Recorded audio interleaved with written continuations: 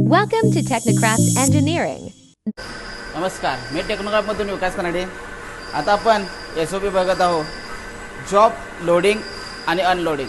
प्रथम आपण job loading कसा करायचा आहे ते आपण बघून घ्या.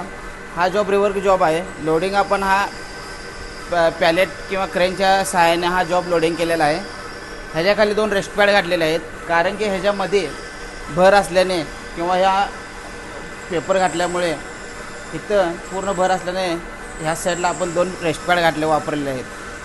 रेस्ट पॅड वापरून झाल्यानंतर हे जॉब घट्ट पकडून धरण्यासाठी ह्याला 2 क्लॅम्पिंग करावे लागतात. ह्याला 2 क्लॅम्पिंग सुरुवातीला ह्याला 2 क्लॅम्पिंग करून घेणे.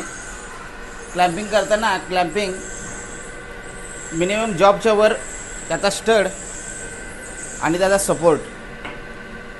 स्टड हा जॉबच्या जास्त हाईटला लाग पाहिजे. तसंच क्लॅम्प ही मोठी लावून बरोबर रेस्ट पॅड हे जॉबच्या बरोबर समान अंतरावर असे जॉबच्या समान अंतरावर रेस्ट पॅड तयार करून घ्यायचे. आपल्याला शीट दिलेली असते, प्रोसेस शीट, त्या पद्धतीने लावलं तरी चालते.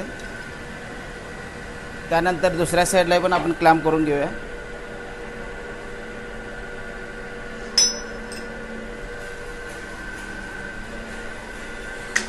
त्यालाही तसंच सेम रेस्ट पॅड घालून क्लॅम्प करून घेणे.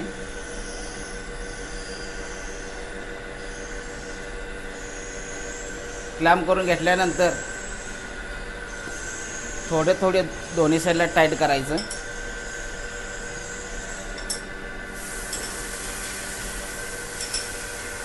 झाला. आता ह्या जॉब पूर्णपणे माउंटिंग झालेला आहे.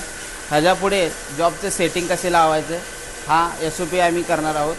आणि आता हा जॉब जसा लोड केला आहे तसा हा पूर्ण क्लॅम्प दोन्ही काढून ह्याच्यामध्ये क्रेन किंवा गाडा घालून हे दोन्ही पॅड काढून जॉब अनलोडिंग करायचं.